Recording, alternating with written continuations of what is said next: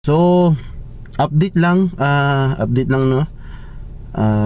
One of my followers ngayon week at congrats kasi nakapunta na sila dito at nakapagtrabaho na finally dito sa High Life at ma-assign yung 4 panggabi lahat, 2 sa kill floor at 2 naman sa cut floor. So good luck guys sa mga gustong pang maging butcher at gustong magtrabaho dito sa Canada guys.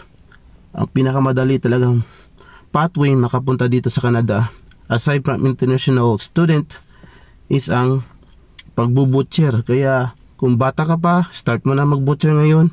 Experience 3 years and then kuha mo na ng slaughter in situ or slaughtering in situ. Mag-take ng IELTS. Apply dito guys sa High Life. Good luck.